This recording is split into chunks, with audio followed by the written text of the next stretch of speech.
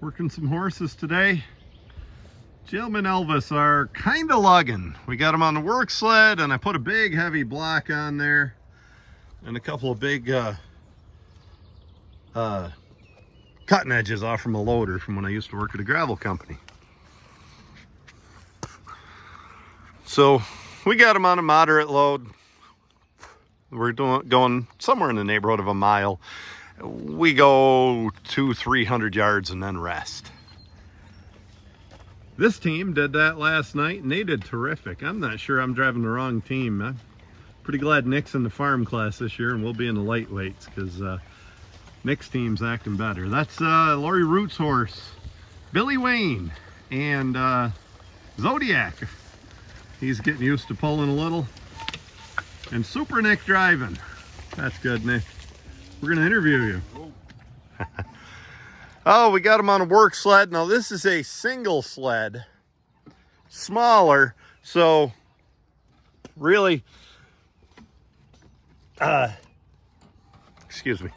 So, really, I had to put a little weight on there to make it work for the team. Yesterday, I had Jim and Elvis on this sled. And we went a mile and a half. It was wet like it is today, and we went a mile and a half each time. 1.6 to be sure, without resting. And then we tie them up and work the other team a lap and continue back and forth. Got a great new set of eveners. Thank you very much, Rusty Van Etten. He built these. If you notice on these eveners, it is one straight bar all the way across. This hook, where this hooks, does not have a little jog back here. One straight bar. All three of those bolts are in a line. Now, the way that should work, if one horse is behind, if it measures 20 inches from your center bolt to where you hook your horse, it'll always measure 20. And I'll show you what I mean. So keep in mind, look how that's one straight bar with no little tail or anything at the end of that set of eveners. And we'll come over here to Ugly Jim and Elvis. Who said you're ugly, Jim? Good boys. And let's look at these eveners. Rusty built this set also. This is a little, I don't want to wiggle my lines. I don't want the horses to think I'm moving. See that little jog right here? It's not straight across. Some people prefer it each way. Some like this, some like the other style. We've got one set of each and we're going to try them out. But see the difference? This one jumps back just a little bit there. So, well, that's what we have for eveners. Got our go-to-town horses on harnesses on the horses, even though you wouldn't know it today. They're pretty muddy, but first horse pulls in less than a week, and we're going to try to have them shined up. This is just a set of NA harnesses, pulling style. I added a couple things. I like to keep that back pad and belly band in line. Then I like to keep this nice and square. So I put an extra piece on here so the hip straps don't flop around. Yeah, in case you want to hang something from the inside, hang it from up here and hang it on one horse so the other horse doesn't crowd, if you know what I mean. That's why I like some extra pieces on there. Elvis is filling that collar out plenty, but he is leaning up in the tugs. You're getting big, Elvis. I don't think you're just getting fat. I think you're getting big. He's a 6-year-old and continues to grow. Nick the other day was harnessing the team and he didn't like the collar Jim was wearing and he put this one on him. Now Jim's not in the tugs quite as much as Elvis, but and I think Nick made a great choice. That collar he was wearing was too small. Oh, last time I had them on scales was about a week and a half ago and they weighed 38.50. I'd love to get them down to 37.50, so on horse pull day we're a lot closer to the lightweights and it's easier to work in to get them in. They've worked. You know, Elvis has strong opinions about being on a diet. He's the heavy one and the fat one, as you can tell here. It just hangs right on him. But anyway, I think they may have lost 50 each, and that's about where we want to keep them. Nick's team here, Zodiac and Billy Wayne. That's what we're calling him. The Zodiac Killer and Billy Wayne. Billy Wayne kind of sounds like a serial killer, doesn't it? A little. Or maybe a guitar player in some kind of honky-tonk bar. Old Billy Wayne. Plays himself a Telecaster. Billy Wayne, they tell me, I haven't had him on scales yet, weighs somewhere between 1900 and 1930. That's a lot of horse for that weight. That's one thing we like about him. Zodiac is getting in trouble per usual. Nick, give him a yank. There you go. Nick knows what's up. Zodiac weighed 1840. Whoa. That was me, Nick. Neither one of them needs to haul back in them tugs. They can stand where they belong. Come here. Yeah, 1840. Woo. I doubt he gained much more, and I doubt he lost any. It's not a bad weight for a 3-year-old. And bear in mind, he is a 3-year-old. Don't let him eat. He is a 3-year-old, so we're not going to overpull him. He's going to do a little farm pulling.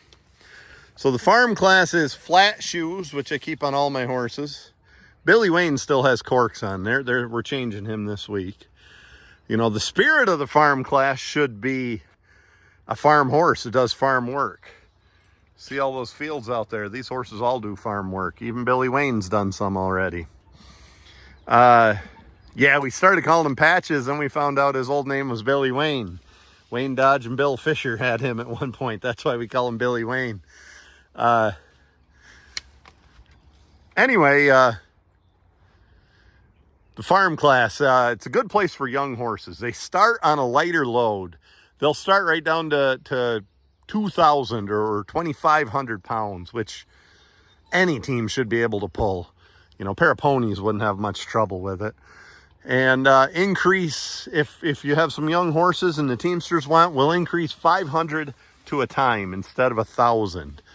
And that's a good place for young horses. And just a good friendly atmosphere. The only true qualification, you could take, you know, Hatfield and Yoder's or Brown Brothers heavy team and put flat shoes on them and put them in the farm class if you wanted, but that's not in the spirit of it. But that's the only true qualification. We always got to be careful where we rest Zodiac. He gets in trouble anywhere. So this is an old set of harnesses I got from a friend. I'm not sure, but Onley Sharp may have made these. But they're a set of pulling harnesses also. Yeah, I get you, Nick. I hate it when they don't stand up in the tugs, but I'll let you go in a minute. Of course, we just hook the quarter straps up in here when we're not on a wagon tongue. 3-strap britchin'. They're a pretty decent old harness. Had them around a long time. They fit a lot of things. They have a thick tug. I don't have a little finger, and that's bigger than my finger. That's all nylon. You could pull D12 Caterpillar. And yeah, there is such a thing. I saw it this morning. They make them in Australia. You could pull a D12 Caterpillar with that. Both of them have their pulling collars on. This guy's got a 29-inch full collar. He's a little bit slim-necked, and that seems to fit him pretty well, excuse me. 28-inch hames. I believe, yeah, 28-inch hames. This guy's on a 26-inch collar with 26-inch hames. Actually, this bridle Zodiac's wearing came with a D-ring harness that we use, but it's by far the most comfortable bridle for him. He's fidgety in anything else, so that's what we leave him in. But functional harnesses, they're not great, but they're what we have. I'm going to pull them up a little, Nick. Woo. That colt is so naughty. Just mischievous. He's a good boy, but what do you think about this weekend? Sunday, pulling horses, East Arcade, New York. Should be good. Yeah, I was telling before you pulled up here, I think I'm glad you're in the farm class and I'm in the lightweights, because I think your team's looking better than mine, Nick. Yeah. Well, we got some pretty roan on these guys. They used to call this guy, somebody called him Patches along the way, and I could see why. He's got the patches back there. Of course, my guy's roan. quite a bit roan. And then Patches has these spots on his forehead. Some people call those CD rock marks. We don't know the breeding on him. You know, maybe Billy Howard raised him right down there to Acme. I don't know. I know he was there at one point, but I know a lot of CD rock bred horses have those, at least one of those brown spots in the middle of their white stripe. Of course, Zodiac's CD rock bred. He's a direct son of Boggs, no, a grandson of Boggs Creek. Rowdy, the stud, is a direct son. Nick, I'm going to let you get going. I see you're not real, they're not behaving. So Nick's going to give him a lot of slack after he starts them because there's a lot, way too much in the heel chains.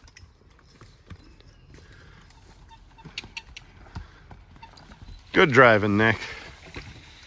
That's why we try not to let him get away with that. And don't let him get away with that next time, Nick. I know you won't. Nick's going off through the woods. We got some muddy spots out there. The total that team goes is around 1.5 miles on this. Yesterday, that team did about 1 mile. Nick's team, Zodi and Billy Wayne, did about 1 mile on this load right here. Little by little, you know. We'd go a few hundred yards and rest. Out in the middle, we got just a little strip of corn stubble, and we put them down through there. That kind of pulled hard. It was good for them. Boy, they stood good. As a matter of fact, at one point, while I was working them, I decided to give Billy Wayne a little more of the evener to set him in, move him closer to the center. And nobody was around, and they were behaving so well, just like this team is right now. I actually, I unhooked the clevis and set him in 1 inch right there, hooked. That's how well they're standing. They were behaving well, and my team is behaving pretty well there, Jim and Elvis. Yeah, this is probably more than a 1,000-pound block. That might be 1,200. And I always estimated each of those steel pieces, the cutting jaws there, they're from a 980 Caterpillar loader I used to run. I used to load semis with it. I always estimated them to weigh about 250 pounds. Yeah, just good work. You know, it teaches them to get under a load a little bit. And Elvis has got flat shoes on. He needs some new shoes. All of them are getting new shoes Thursday or reset. And teaches them to handle their feet on a slippery day like today.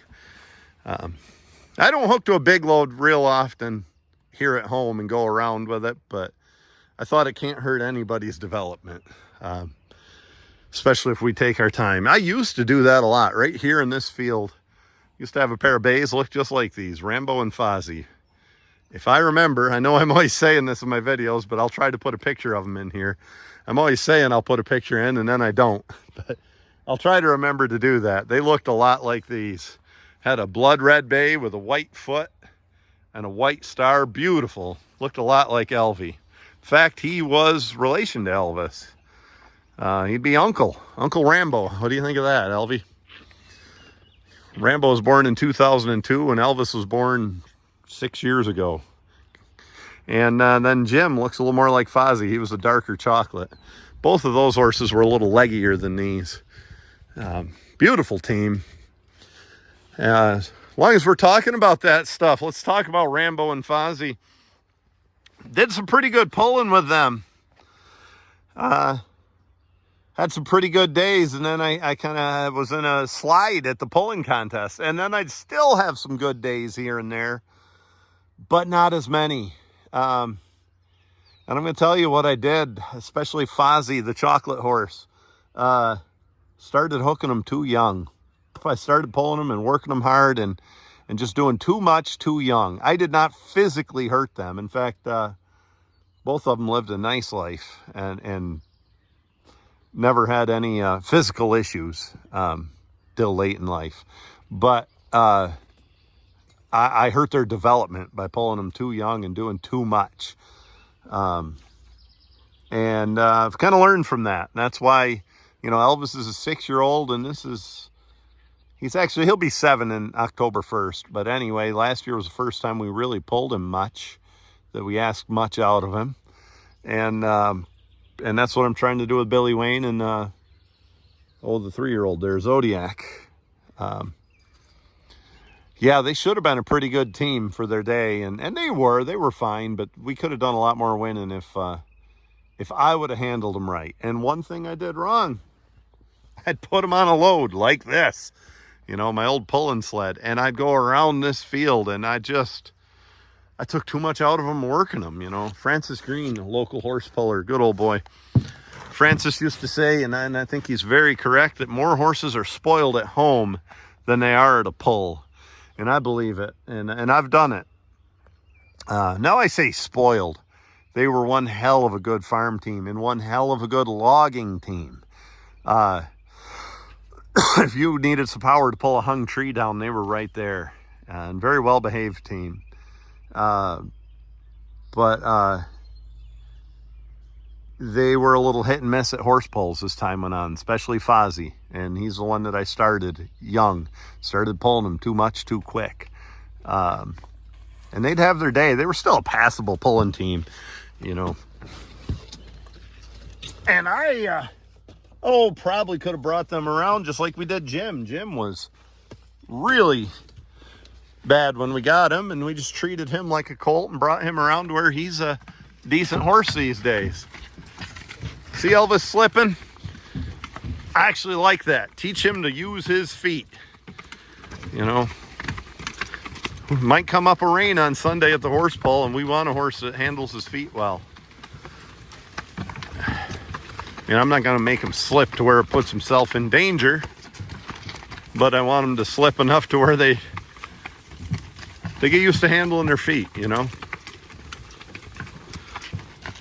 Just through these woods is my next door neighbor, a race car driver. And I used to have a log truck driver who was a race car driver. And they know how to get traction without a lot of tires.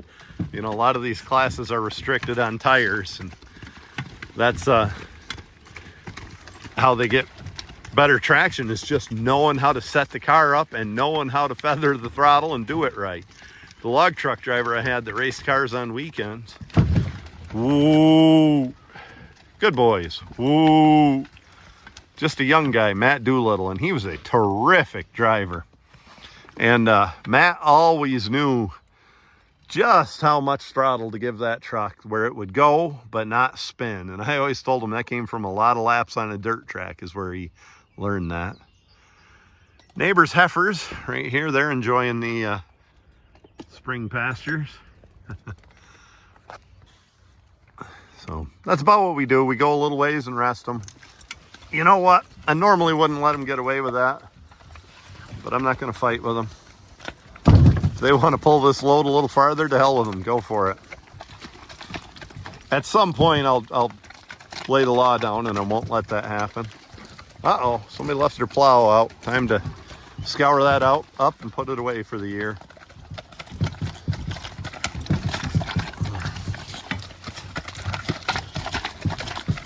Yeah, the only difference in the load here, and it was a little greasy yesterday, is I had the young team hooked. Good boys, going around the corner with one hand. Yeehaw. I feel for you, Rusty. Woo. I had the young team hooked 2 heel lengths closer than I have these guys. That was the only advantage they had. Tell you what, I don't know if I can zoom in enough. Can't even find him. Somewhere over there is Nick. There he is. I don't know if you can see him. Kind of center screen. He made a pretty quick lap there. It's running right along pretty nicely today. This is first cut and it's coming along nice. I think this is all Timothy. No clover or anything in there, but gonna get a good crop out of there. Well, that's a start to the day here. That's kind of what we're doing today. It's a short day for us. I had some real work to do this morning with my log buying, and got to take daughter to gymnastics practice this afternoon, so gave us about a window to get 2 teams worked. We'll catch up in a bit. We got a set of used lines from a friend of ours, Chris Armisen. Pretty good lines. They're a little narrower than what we're used to, but they're made of good leather, and they're doubled on the parts where they get a lot of wear through here where the cross lines go.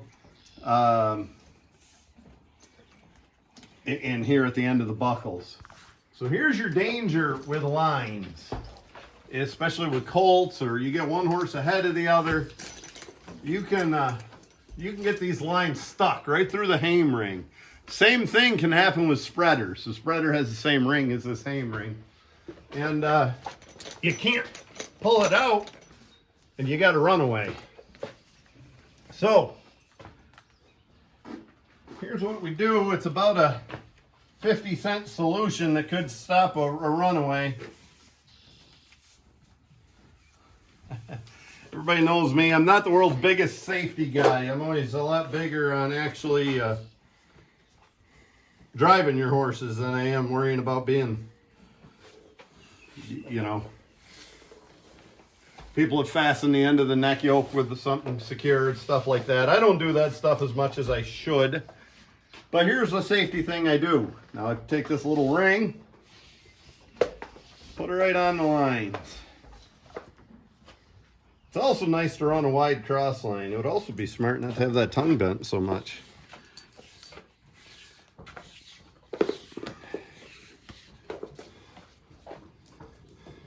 This is a wide cross line. I believe it's a 7-footer. Some of the guys who pull heavyweights use 8-foot cross lines. I know my friend Rusty uses 8-foot cross lines even on lightweights because he just doesn't pick up the slack because he has one arm. And he can't get that slack picked up around the corner the way you and I can. Sure doesn't slow him down for doing much, I'll tell you. All right, what am I doing wrong, Nick? Not sure. You're being stupid, Brant. Pipsqueak, stop. We're doing a video. Oh, can I be on it? No. Nick, you did? No, let me on the video. Okay, here's what we did wrong. This, real simple. The ring needs to go in front of the tongue of the snap. There we go.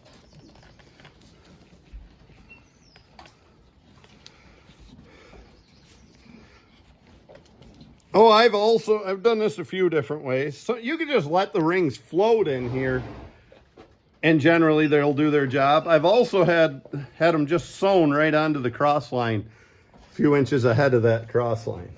So now we got this ring on here, and watch. You're not going to get that wedged, even with two hands. There. I mean, it's kind of wedged, but a good yank's going to pull it out. What do you think of that, Zodi? So I recommend doing that. We're going to do that on both of our ribbons today. The time to do something like that is before you have an accident, I suppose. Oh, I've had people make the argument, if you're using spreaders, which we often do, the spreaders will just break. I don't know. It takes a pretty stout pull on them lines to break the spreaders. Maybe the old leather ones, but these are the spreaders we use. They're the spreaders we're going to be offering for sale here. I got to get at this. We got a bunch made. We just got to get a system up. Had a lot of requests for them too. These are bio-thane, just like the lines. Even somebody with power like Nick, even somebody like that's not going to break these, I don't think. They don't make great hame straps, but they make pretty good spreaders. Well, the heck did I do with the other one? Here it is. We will put it on the big guy.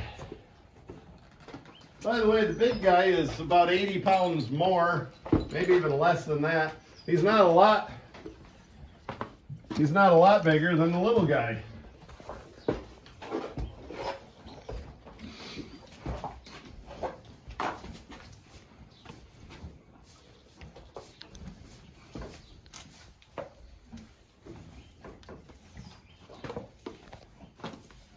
Oh, there's a million ways to get in accidents and a thousand things you can do to prevent accidents. This is one of them. Like I said, I don't follow through on some of the stuff as much as I should. I make sure I got pretty stout lines. These are narrow, but they're rugged.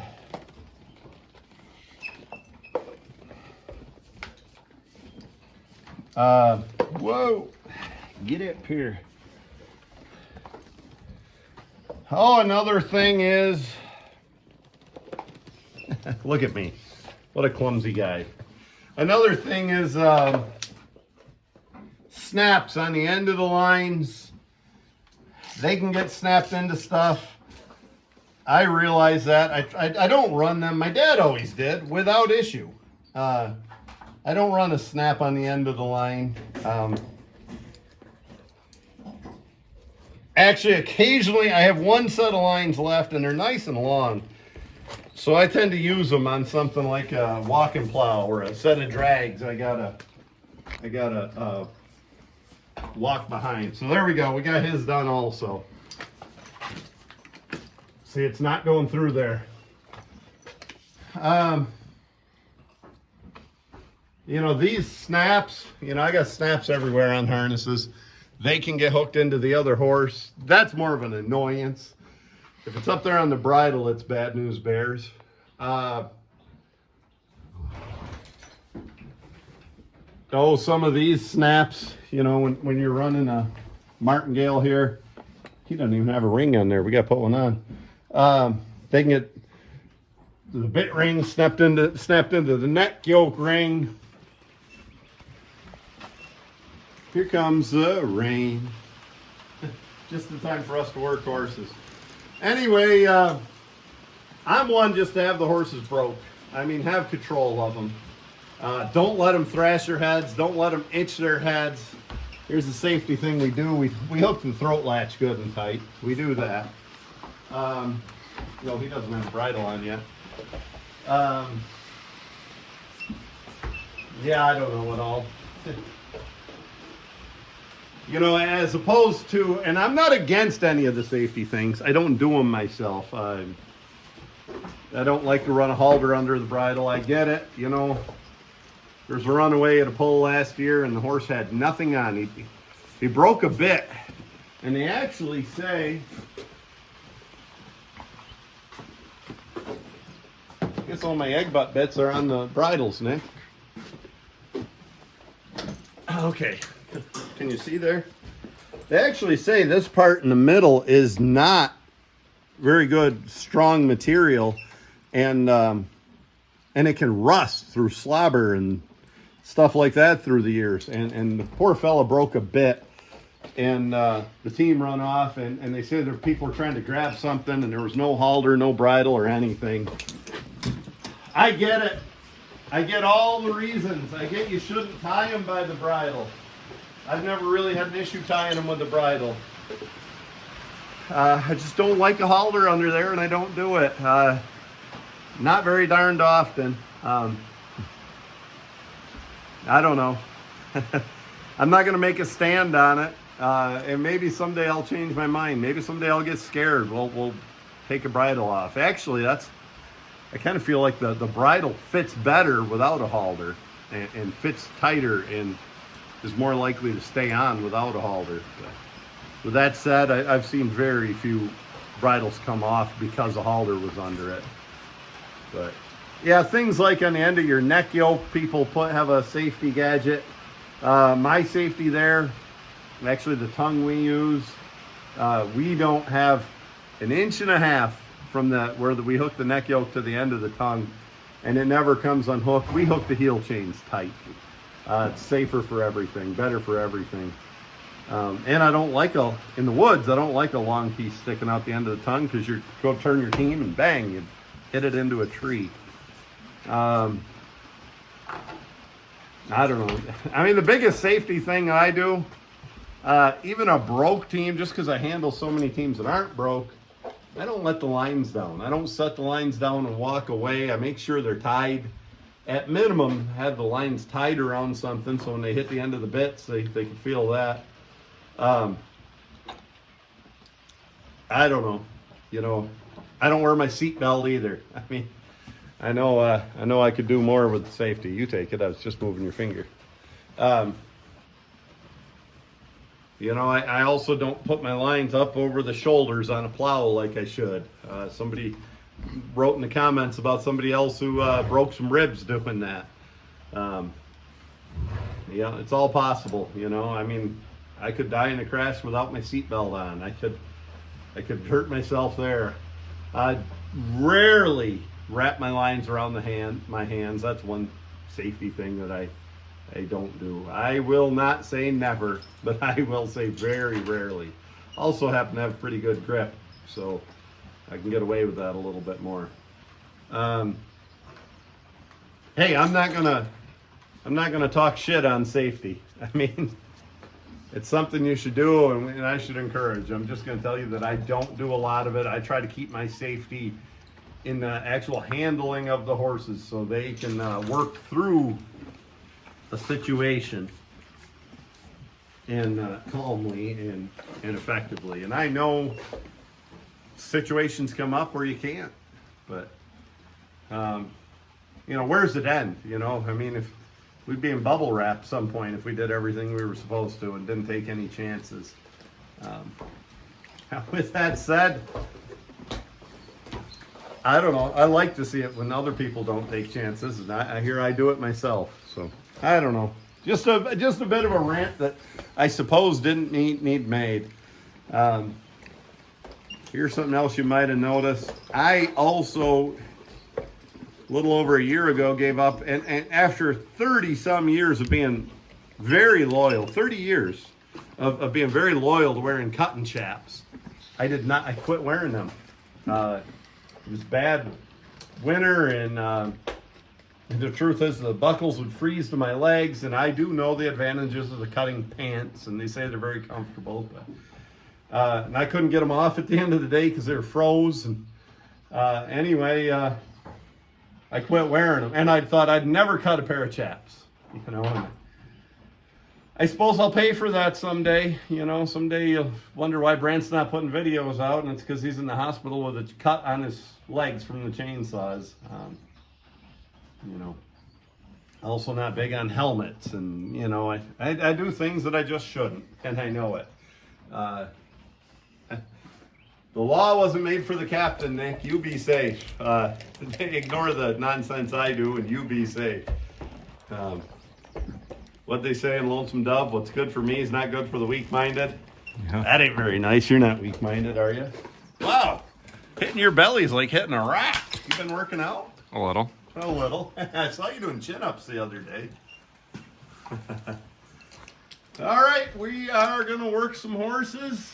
I was actually in contact with my vet. I showed him that video that we filmed earlier in this session, and he didn't see any lameness, and he said light work might be good for him, might actually absorb some of the fluid, and so we're just going to work him on an empty work sled and keep up with some light work.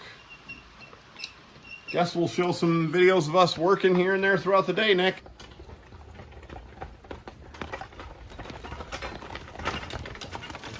Whoa.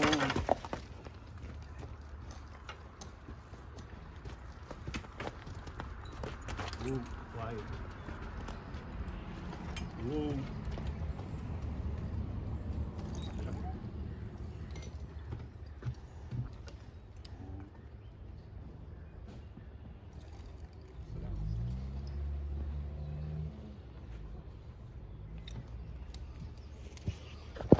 There, my version of a GoPro. I hope that worked. I drove them because I was a little better at driving with one hand and hooking eveners with the other than Nick is, just because I've got a lot more experience at it. We got them on here. This is a rusty sled with a damn lot of concrete on there. We're gonna lug these guys a little bit and see what happens. First off, I'm gonna make this little colt stand up. He shouldn't have that slack in the heel chains. Stand up. So he didn't do it without touching him. Stand up. Stand up. Woo. Loosen the line. Stand up. Woo. Just start him, Nick. You're going around in a circle.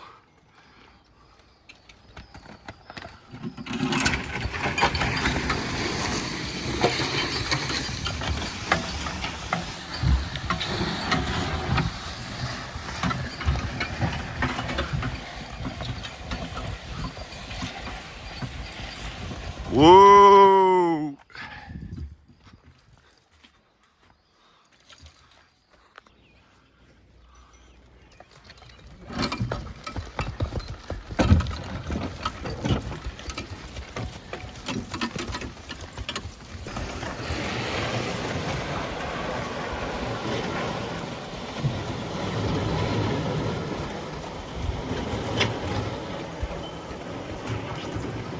Good, son. Whoa. You rest.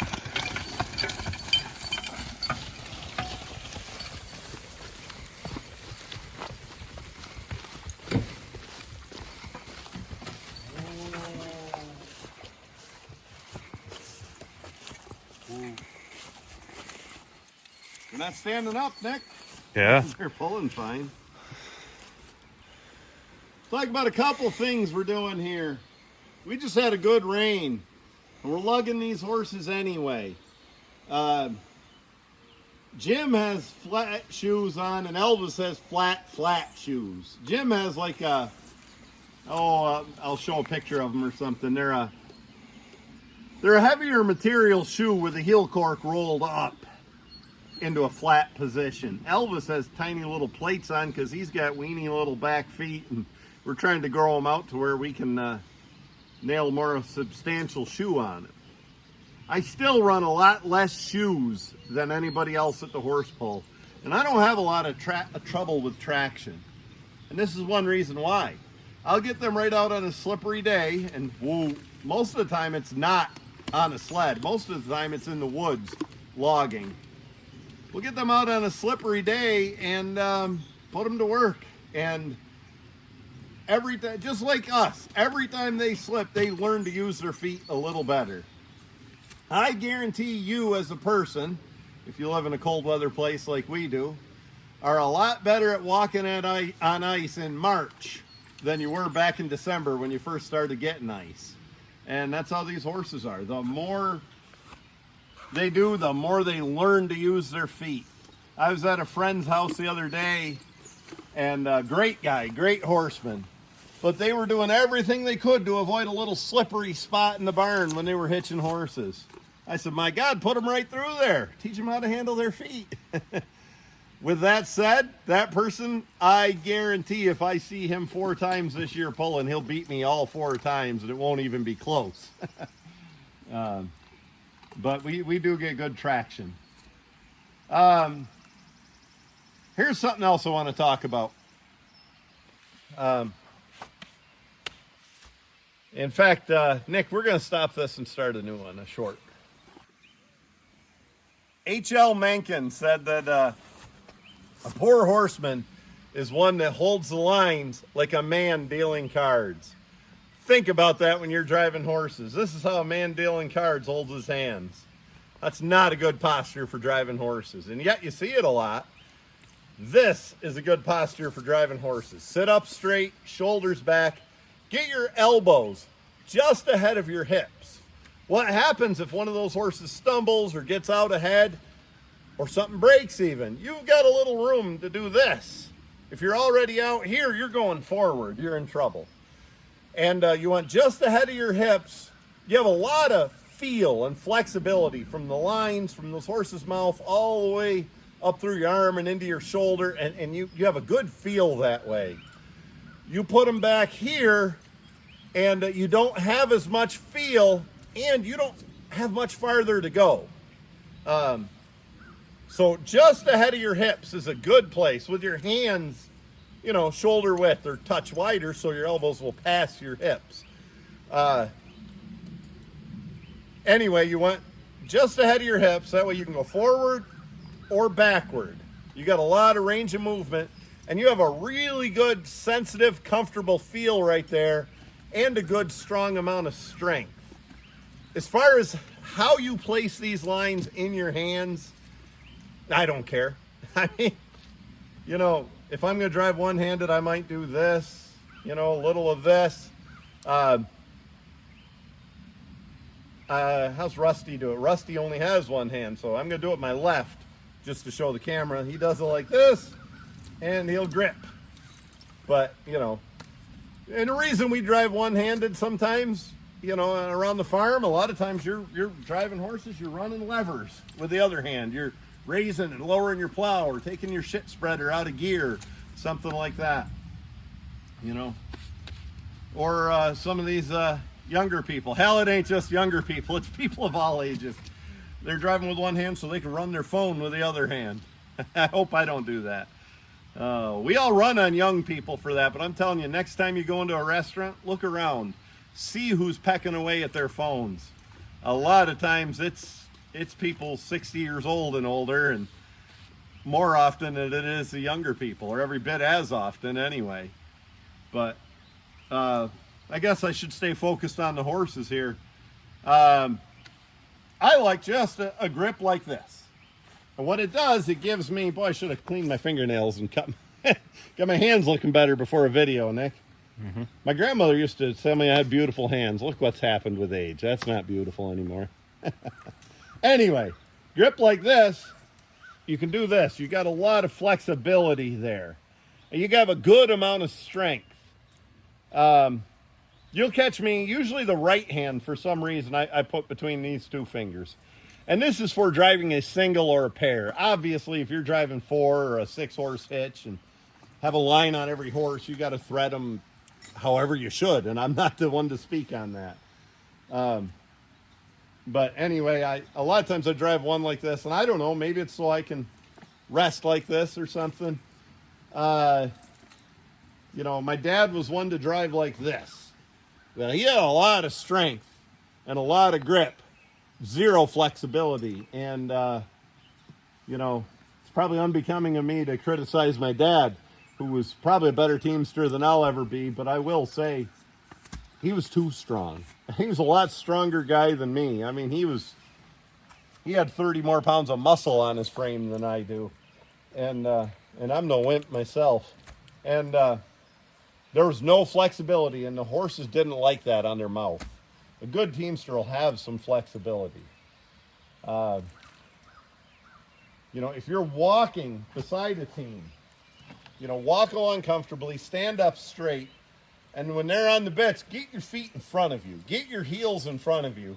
And I'm going to give a shout out to somebody, and I don't know if she'll see this video or not, but it's Draft Horses with Alexa. And she had a video last winter of falling off from a cart.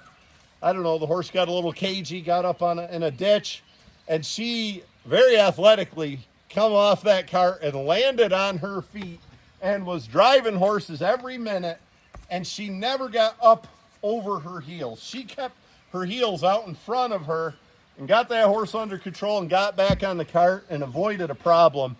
And I'm telling you, you know, 95 out of 100 teamsters would have had a runaway there, and that girl did a beautiful job with that. Keep that in mind. You know, you're not riding horses. We're driving them. So keep that in mind, that you want to keep your heels in front of you when you're walking beside a team. And stand up straight. That posture means a lot. You know, Nick is going to compete in a horse pull this weekend. Well, we both are. We'll be in different classes. But if I had to give Nicholas some advice, what I would tell Nick is, when it's your time to pull, take a deep breath. Stand up straight. Clear your mind. Just do what you do. Just drive those horses the way you drive them in the woods, or the way you drive them here at home. And know that all the practice you put in is good. Take a deep breath and stand up straight. And it's amazing how things fall into place when you do that. I'm going to put a picture in here, and it's a pretty darn good picture of me. And it's actually winning the Allegheny County Fair, the farm class last year. You know, I think winning a farm class sometimes when you've been pulling as long as I have is a little bit like being the world's tallest midget. I mean, you know, it's an achievement, but it's not winning a lightweight class. But anyway, it was a pretty good day, and I was doing a pretty good job pulling. And I was so ashamed. I was sitting there like this, driving the horses. I mean, I looked like I was feeble. I looked like I didn't feel good. Looked like I wasn't happy. And I didn't have control. I mean, the horses were fine. They're well trained. They're robots, you know. But, you know, had something went wrong, what am I going to do when I'm sitting like this? I mean, you can't move your arms. You have no feeling for the horses. You can't move your elbows. You're not sitting up. You know, you're not with it. I don't know anything about golf. I don't even know the terms. But I have a friend who's a pretty passable golfer. And he was telling me he struggled for years to be a good golfer. And one day he ran into an old fella on the course, and the guy on the golf course said, he said, "You look like an athlete, are you?" He said, "Oh, I was shortstop on my baseball team and quarterback on the football team. I ran track." He said, "I was an athlete most of my life." And the old fella said to him, "Well, then act like an athlete. Feel like an athlete out here on the golf course." And he said that was the best advice he ever got. That's the only thing he changed. He started feeling like an athlete, and he started golfing better. And I'm going to recommend that to us as Teamsters. I don't care if you're 80 years old or 20 years old. Feel like an athlete. Feel like you are in charge of that team. A team is three. Well, it can be, old Dick Sparrow. A team was 49 at least, right? 48 horses in him. The 40-horse hitch, and he put it up to 48 a few times. Plus the other guys on the wagon with him and all the guys behind the scenes. But, when we're pulling horses, a team is three. A team is those two and you. And they're looking for you to be the coach and the leader. Feel like it. Feel like you're in charge. And one of the best ways is to sit back here, sit up straight, feel athletic, and know that you're the one in charge. I guess that's about all I can add to some of that. Pay attention to where your hands are on the lines. Let me tell you a few mistakes that some beginners make. One of the mistakes is, especially maybe you're riding on a wagon or a cart or something like that, and you're sitting side by side with somebody, and they hand you the lines to drive, and you've never done it. The first mistake a lot of brand new Teamsters make, if they're not sitting directly behind the team, they put their hands over here like this and try to drive. You can't do that. You gotta pull those lines right here where they belong, even if it's off to the side. Another mistake, it's just tough to get the right tension. You're going to loose line a little bit, and then they're going to ramp and ram on you sometimes. Some people break a horse to a loose line. I never did. Or you're going to go from that extreme to getting in their mouths too much and pulling too hard. I really believe one of the first steps to getting a good feel for a team and driving a team. For some reason, as I'm recording this, I'm thinking of my buddy Steve Perrine down to Frenchville, Pennsylvania. He's a horse logger. He's in charge of the Facebook page, Horse Loggers, or I can't remember. It's a horse logging Facebook page. Good one. Steve and Susie run it. But you look at pictures of Steve. He's never out of position. He's always got the right tension on the lines. It starts right here. Steve's arms and elbows are always in the right place. This arm, your forearm, is parallel with the ground. You're going up a hill, you're going to want that arm uphill a little bit. You're going downhill, you're going to want it downhill. That'll just come natural to you. It's one of those things you don't even have to think about. You are more likely to get that proper tension, not loose lining or not pulling too hard if your elbows are right here as opposed to back here or up here. Start with that, and the feel will come a lot more natural to you. Nick, what do you have to add? Nothing. You were really good at teaching people out in Michigan this year. What'd you tell the folks? Just kind of showed them what to do as it was happening. So as it was happening. That's probably some of the best advice there is, actually. You got to think about it and you got to break it down, but don't get in the woods so deep you can't see the trees. Let your instinct and your feel take over a little bit. I'll say this, as far as teachers go. Some of the best teachers out there cannot tell you why they do a good job. And that's the same reason a lot of the best athletes ever were not good coaches. It comes so darned easy to Larry Bird, Michael Jordan, Tom Brady, whoever. I mean, it's just, Jerry Rice, whoever the greatest athletes are, Gordie Howe in hockey. It just comes so easy to them. They don't know how to explain it. It's second nature. They can't, and if they become a coach, they can't relate to the guy on the end of the bench who's struggling to get his technique right, because they never struggled. My dad was that way. One time I was writing a piece about line tension, and I said to my dad, "Dad, what do you got to add to that?" And he says, "Hang on to him." I said, "Well, I don't think I'm going to write that down." And yes, hang on to him, and he meant to hang on to him. And I guess if you wanted to oversimplify that, he meant to be prepared. But nobody in the world ever grabs a hold of these with the intention of letting go. I mean, we all plan on hanging on to them. Dad was saying, in his own way, he was saying, keep a good tension on them. Don't loose line. You go through pictures, and I'm not going to do it because I'm not picking on anybody. And I'm also not going to do it because you just might find me in some of these pictures. You go through pictures of horse poles, especially ones from in front of the horses.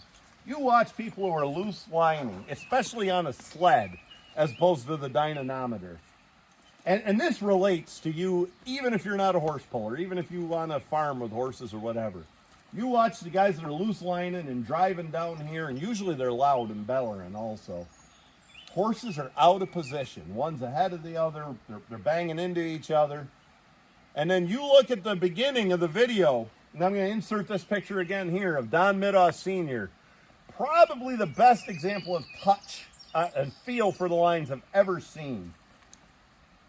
Those horses from in front, driven with a tight line, but a very comfortable line for the horse.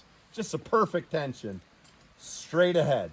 There's no banging into each other. Nobody's ahead of the other one. They're straight ahead. We're going to cut through this wet grass here. And I'll tell you what, if I'm loose lining these horses, they're going to slip all over the place and they're going to go down on their nose. If I'm driving with a tight line, I'm likely to hold them up and guide them through slipping. What I'm going to relate that to is walking up a steep hill. You ever walk up a steep hill and you grab a little bush that you could pull out by the roots, or a weed or something like that, and that's all it takes to pull you on up. It doesn't take much to help that balance, and that's kind of what we're doing. We're helping the balance. So, Nick, we're going to cut right through by the rose bushes, and we'll see if they slip a little bit. Why don't you get us from in front?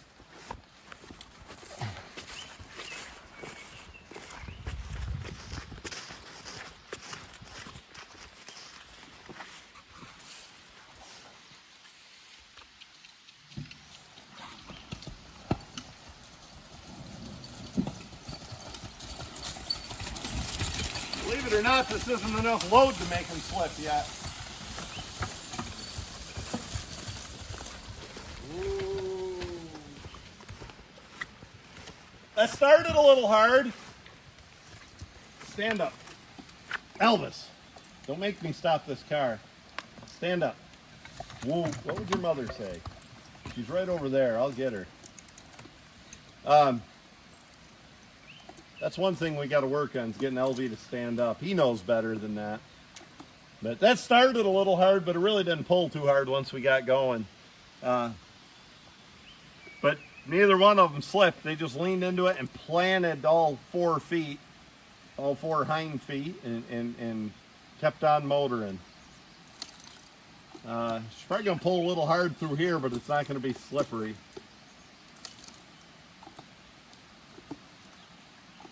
We're going to perform some horse abuse. No, we're not, folks. We're going to teach Elvis to stand up. And this is all we do. More gentle than if I hit a fly. Whoa. Whoa.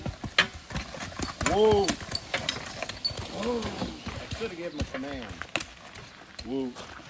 It's hard because Jim already wanted to stand up like he should, and Elvis is being a touch lazy.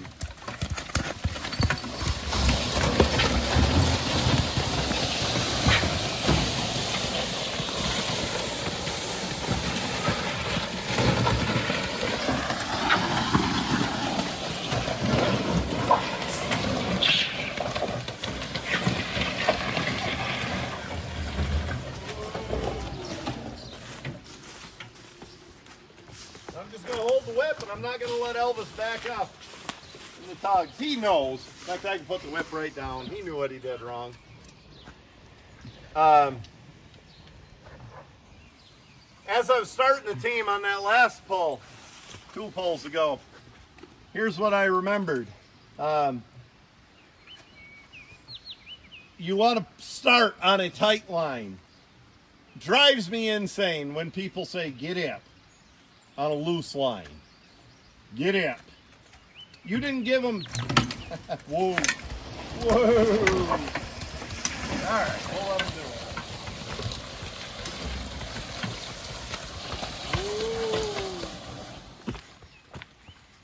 Whoa. All right.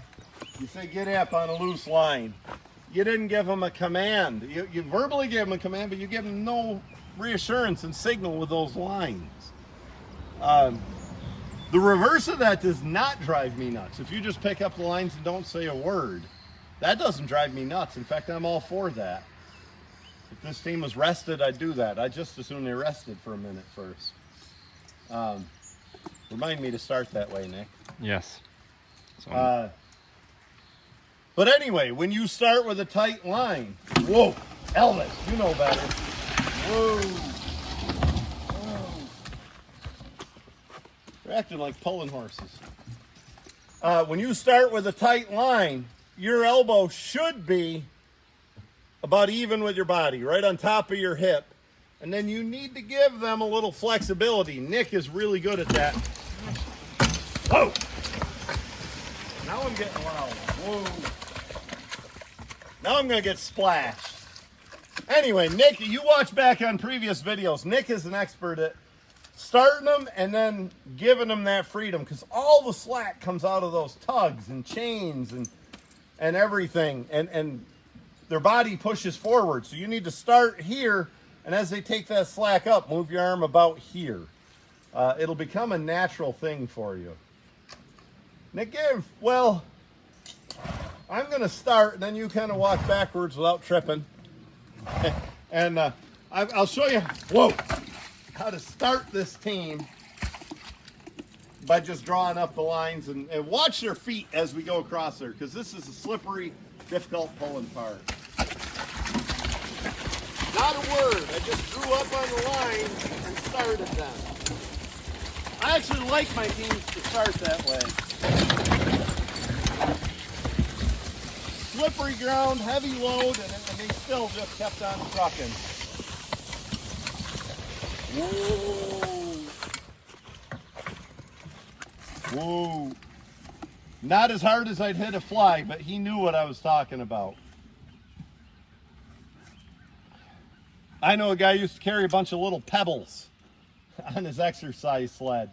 And if a horse wasn't standing up, whoops, I missed. Throw a little pebble right at their hock, and they'll just be about as annoyed as a fly is. Annoys them. Would you quit? Whoa. Normally, if they want to ram, instead of making them stand up, I let them ram until they get tired. But especially if it's both horses as opposed to one. But we're not doing that today. We're going to make them stand a little bit. They got to know. They got to do what they're told, even if they are pulling horses. They need to behave. I believe that about coonhounds also. A coonhound can't just be an idiot. He ought to know all the same things any good dog should know. He ought to come when he's called and sit and not jump on you and stuff like that. And things out there, tree and coon will fall into place better. I'm speaking like I'm an authority on coonhounds, Nick. Hey, we caught a few coon and had a lot of fun. yeah. I can't stay up that late anymore. I'm surprised you don't have a hound. It's kind of like my old blue tick hound. I like to lay around in the shade. So here's what I'm teaching them. As much as anything. Really, more than, this isn't teaching them to pull. As bad as this looks, it's not that heavy. It's teaching them how to get traction and use their feet. You know, don't tell anybody, but look, this is our yard. Look at that hoof print. That's fairly deep. That's a horse using his foot well. Elvis with his little baby feet and baby shoes is stomping right in there, making solid hoof prints. Getting up on their toe. That's, if you're gonna walk across ice or unstable ground or up a hill, get up on your toes. That's why logger boots have a big heel, put you up on your toe. And that's what we're doing with these horses.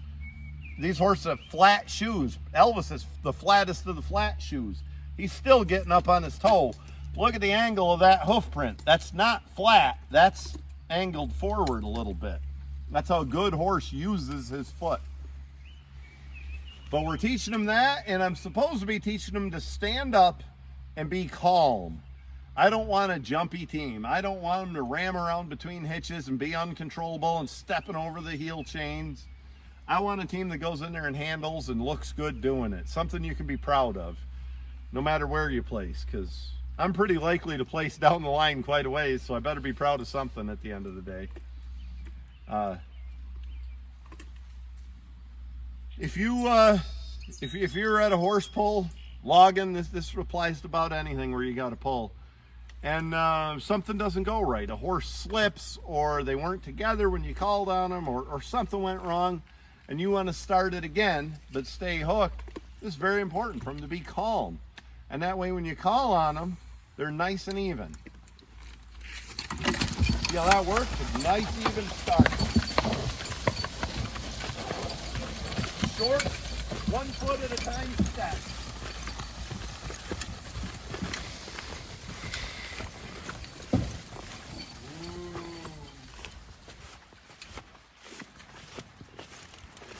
Ooh. Nick. Yes. This is the cannon bone right there. Between the hock and the fetlock there. I see it. What would you say that's shaped like? If you had to compare that to a piece of lumber, what kind of board would you compare that to?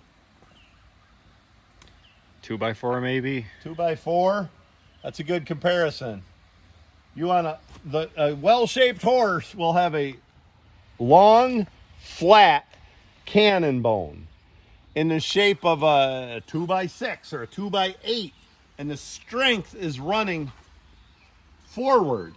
You don't want a round bone. You don't want a piece of pipe there. You don't want a 6x6 or a 4x4. But, got a fly in my mouth. You know, old Howie Wolf, the milk truck driver and Percheron breeder, taught me when I was a kid, that's how it should be shaped, like your jackknife. It should be shaped like that. You know, a little bit wider on the front than the back, long and narrow. But with that cannon bone being shaped the way it is, that's why I stop right here. I don't want them turning and twisting and putting a lot of pressure on that. I want them to stop. G. Woo. Woo. Woo. Now you see how they turned at a stop, and now they're going forward, and those bones are all in line for a good pull.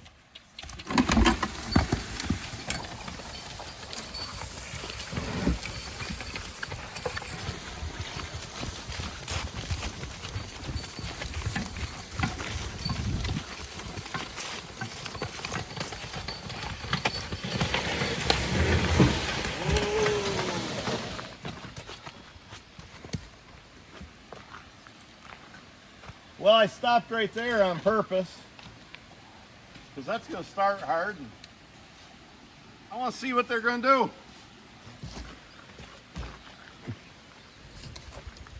We're going to give them a good breather here first. Go up front, Nick. Show their rigging. Show their collars. Checks, everything you want. Whoa. Whoa. Whoa. That's a good... Show that stuff. That's a good place to show it. Oh. Ooh.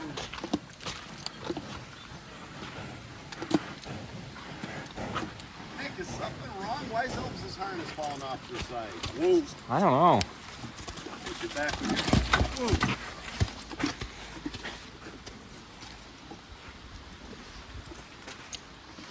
Whoa. Whoa.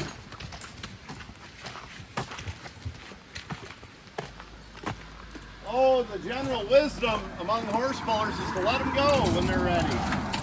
Whoa. And I kind of agree. But I'm one of the few horse pullers that is also a logger and a farmer and gives wagon rides with the kids and all kinds of stuff. And they're going to go when I tell them, not when they're ready. Woo. I might suffer in the pulling ring a little bit because of that, but by God, I want them to do what they're told. Woo. How are they breathing, Nick? They got a rest? Same too. We're going to go all the way back to where we park it, then we're going to finish it up. That was a terrible start, and it was my fault.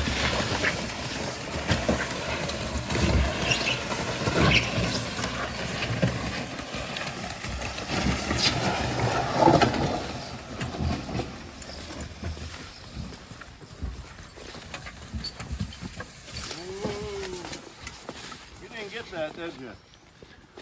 Did you get them digging and clawing there? I think I did. Folks, let's watch what I do here.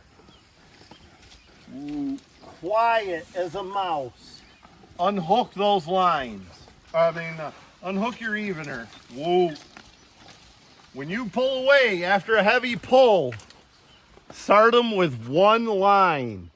And if you're consistent about that, they'll know. Whoa. They'll know that they're walking off empty and not on a load. Start them with one line. Because we've all seen, and we probably all had it happen. Whoa, you dicks. Where we've taken a team of horses away from a pulling sled and they think they're still hooked to it and ram out of there. That's the key to getting them to walk out nice and easy is this. Start on one line. Well,